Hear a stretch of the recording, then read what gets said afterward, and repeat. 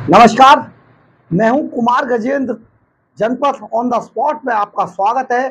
हमारे एक दूसरे social media platform podcast with Kumar Gajendra में भी आपका स्वागत है, जहां आप हमें सुन सकते हैं। देश के अंदर एक बहुत बड़ा ऐसी एक हवा चल रही है, जिसमें सचमुच बड़े बड़े पदों पर भी डर बनाने की कोशिश की जा रही है, या फिर दिल्ली सरकार ने यानी कि अरविंद केजरीवाल ने एक फीडबैक यूनिट तैयार की थी। इस फीडबैक यूनिट का काम था सभी ऐसे लोग, अपने हो या पराए, सबको रिकॉर्ड करो और ब्लैकमेल करो, उनके खिलाफ सबूतों को रखो अपने पास और मौका आने पर हथियार के रूप में उन्हें इस्तेमाल करो। ये क्या चल रहा है? अचानक एक जज साहब आती हैं और वो वेकेशन बेंच की जज थी। वो बेंच भी नहीं थी, वेकेशन जो अदालत थी उसकी जज थी। वो आती है और बिना किसी सुनवाई के सीधा अरविंद केजरीवाल को जमानत दे देती। विवाद बहुत बड़ा सोशल मीडिया में आज भी चर्चा का विषय है और अपने अपने आप में ये एक ऐसा मामला है जिसका हमेशा जिक्र किया जाएगा। खैर, इसको हम छोड़ते हैं, आगे बढ़ते हैं।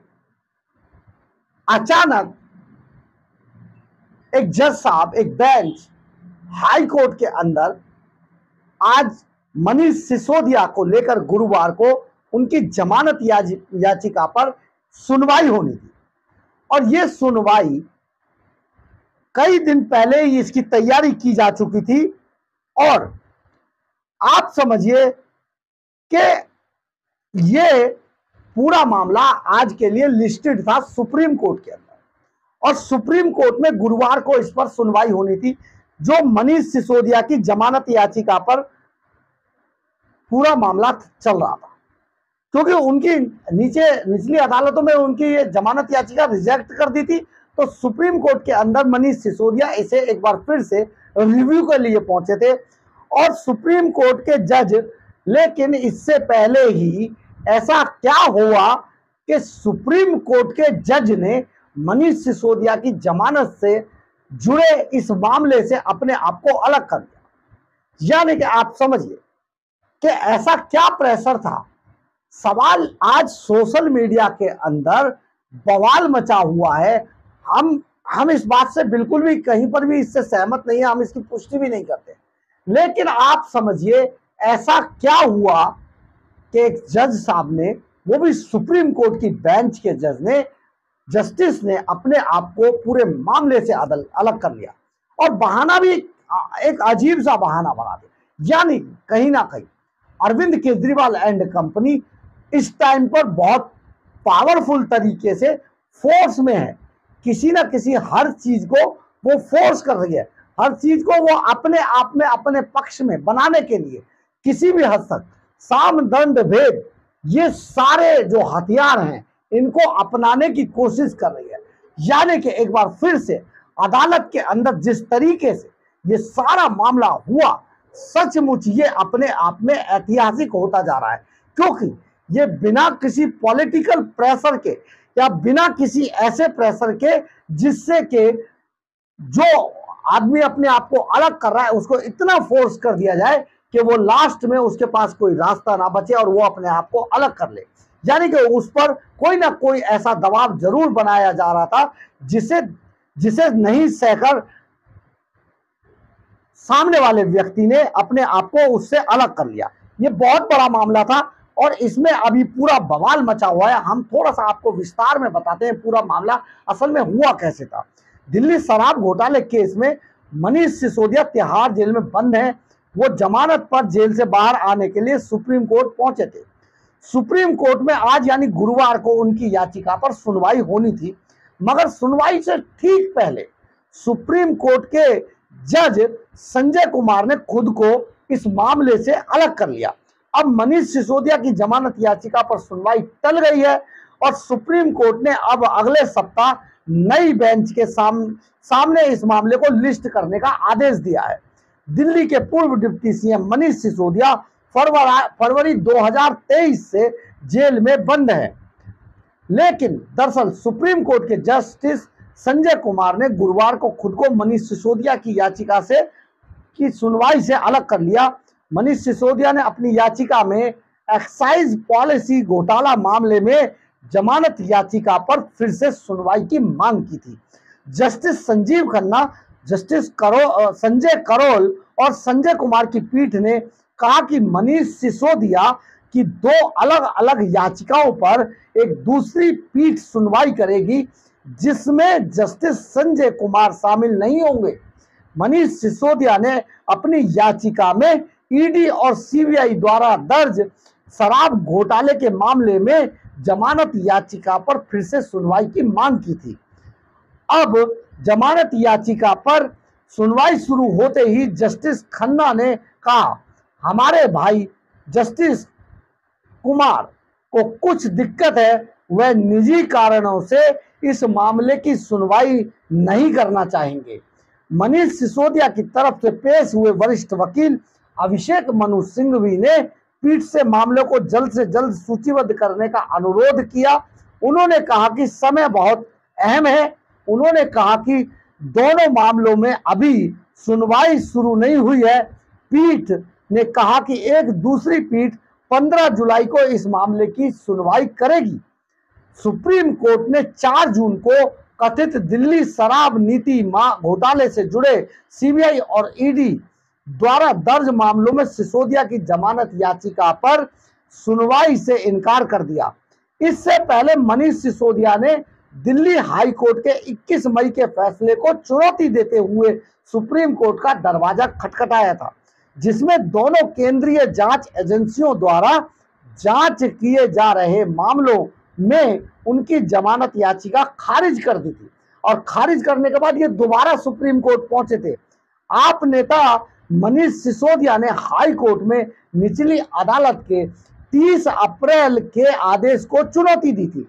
यानी कि 30 अप्रैल के जो निचली अदालत ने फैसला दिया था, नई जमानत दी थी, उसको चुनौती दी हाई कोर्ट में। हाई कोर्ट को चुनौती दी सुप्रीम कोर्ट में, और सुप्रीम कोर्ट को फिर सुप्रीम कोर्ट में दोबारा सुनवाई के लिए मनीष सिसोदिया ने कहा। आप समझिए, हर तारीख के 10 से 15 लाख रुपए पर हियरिंग अभिषेक मनु सिंघवी जैसे जो वरिष्ठ वकील हैं वो लेते हैं, तो समझिए आप दिल्ली के खजाने को कितनी बड़ी चोट मारी जा रही है।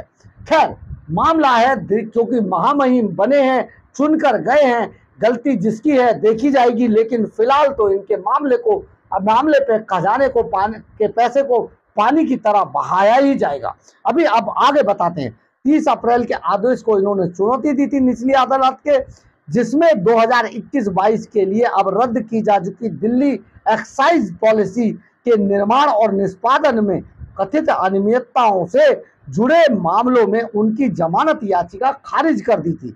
सुप्रीम कोर्ट ने पिछले 30 अक्टूबर को कथित दिल्ली आबकारी नीति घोटाले से जुड़े भ्रष्टाचार और मनी लॉन्ड्रिंग के मामले में उन्हें जमानत देने से इनकार कर दिया था।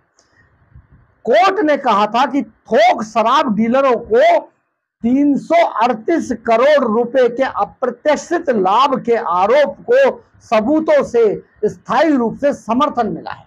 यानी कि इसको आप ठीक से समझिए, अदालत ने बिल्कुल स्पष्ट किया था कि जो 338 करोड़ रुपए का मनी ट्रेल है, उसमें जो सबूत आए हैं, उन सबूतों के आधार पर ये जो मनी ट्रेल है ये बिल्कुल सटीक है, इसलिए मनीष सिसोदिया को जमानत नहीं दी जा सकती। लेकिन अदालत दर अदालत, तारीख दर तारीख, मनीष सिसोदिया या यूं कहे कि अरविंद केजरीवाल एंड कंपनी एक से दूसरे दर पर जाकर पैसे की दिल्ली के खजाने को दोनों हाथों से लुटाते हुए अपने लिए रास्ता बनाने की नाकाम कोशिशों में लगे हुए हैं। अब हम आपको आगे फिर बताते हैं। मनीष सिसोदिया को शराब नीति मामले में उनकी कथित भूमिका के लिए सीबीआई ने 26 फरवरी 2023 को गिरफ्तार किया था। जांच एजेंसी ईडी ने उन्हें सीबीआई की प्राथमिकी से जुड़ी मनी लॉन्ड्रिंग मामले में 9 मार्च 2023 को गिरफ्तार किया था। मनीष सिसोदिया ने 28 फरवरी 2023 को केजरीवाल सरकार में मंत्रिमंडल से इस्तीफा भी दे दिया था। लेकिन अभी तक ये सारा मामला मनीष सिसोदिया के इर्द गिर्द घूम रहा है और supreme court, high court, lower court, सबने ये कहा कि शराब घोटाला हुआ था और उसमें 100 से 1100 करोड़ रुपए की रिश्वत खाई गई थी और अरविंद केजरीवाल उस पूरे शराब घोटाले के साजिश करता थे, उस पूरे शराब घोटाले के गैंगस्टर थे। तो इतनी बड़ी बड़ी बातें करने के बाद भी ये लोग, ये आप समझिए, ये बेशरम लोग बार बार एक तो दिल्ली की जनता को, देश की जनता को ये भ्रम पैदा करने की कोशिश कर रहे हैं कि निर्दोष है, और दूसरा ये चवन्नी नहीं मिली, चवन्नी नहीं मिली, ये बात कहकर दिल्ली की जनता को भी भ्रम में डालने की कोशिश कर रहे हैं। लेकिन दिल्ली के अंदर 2 से 4 महीने बाद चुनाव की प्रक्रिया शुरू हो जाएगी और ये सभी सड़कों पर आ जाएंगे और ये तिहाड़ जेल के अंदर लोग होंगे, नेता सड़कों पे होंगे और अरविंद केजरीवाल और उनकी पार्टी फिनिश हो चुकी होगी। बहरहाल, अगर आपको हमारी खबर अच्छी लगे तो आप इसे लाइक, सब्सक्राइब और शेयर जरूर करें। कमेंट्स बॉक्स में अपनी राय जरूर लिखें, इससे हमें बहुत बहुत बहुत ऊर्जा मिलती है। और अगर आप हमारे चैनल पर नए हैं तो हमारे चैनल को ज्वाइन करना ना भूलें। एक बात और, अगर आप हमें आर्थिक रूप से मदद करना चाहते हैं तो हमारे QR कोड को स्कैन करके या फिर हमारे सुपर थैंक्स बटन को दबाकर हमें आर्थिक रूप से मदद भी कर सकते हैं। एक और, अगर आप कि हमारे बारे में, हमारे चैनल के बारे में, हमारी खबरों के बारे में किसी तरीके की कोई राय है तो आप प्लीज कमेंट्स बॉक्स में अपनी राय जरूर लिखें। कई बार हम आपकी राय से अपनी राय बनाते हैं, कई बार हम आपकी राय को आपके नाम के साथ अपनी खबरों में शामिल भी करते हैं। जय हिंद, जय भारत।